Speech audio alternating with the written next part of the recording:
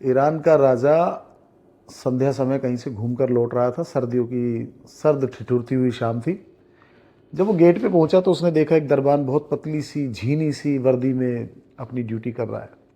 तो राजा ने अपनी सवारी रुकवाई कि भाई रोको जरा, और उसने जाकर के उससे दरबान से पूछा, क्या बाबा ठंड नहीं लगती? तो बाबा ने बड़ा मुस्कुरा के जवाब दिया कि महाराज ठंड तो लगती है, पर मेरे पास गर्म वर्दी नहीं है, और मैं इसी एक वर्दी में कई साल से काम कर रहा हूँ। तो राजा ने उसको कहा कि कोई बात नहीं, आप रुकिए, मैं थोड़ी देर में अपना कोई गर्म जोड़ा आपके लिए भेज देता हूँ, आप उसे पहन लीजिएगा।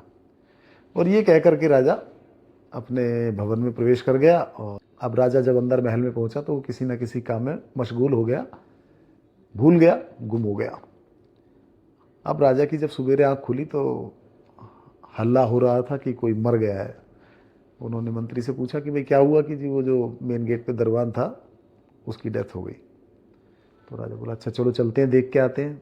वो गए तो उन्होंने जाकर के देखा कि दरबान का अकड़ा हुआ शरीर जमीन पे पड़ा हुआ है, और एक वहाँ पर उसने एक छोटी सी लाइन रेत के ऊपर लिखी हुई थी कि मैं पिछले कई साल से इसी वर्दी में यहीं खड़े होकर आपकी नौकरी कर रहा था, और कल रात आपके गर्म जोड़े के वादे ने मेरा हौसला तोड़ दिया।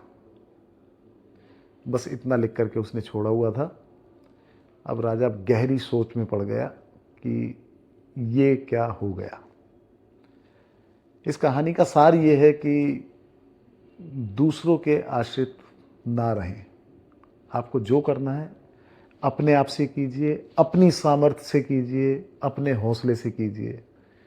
दूसरे का सहारा लेना, दूसरे का प्रतीक्षा करना, इंतजार करना, या दूसरे पे आश्रित होना आपको कमज़ोर बना देता है। इस कहानी का इतना सा ही सार है कि किसी के भी आश्रित ना हो, स्वयं के लिए स्वयं से करें। धन्यवाद।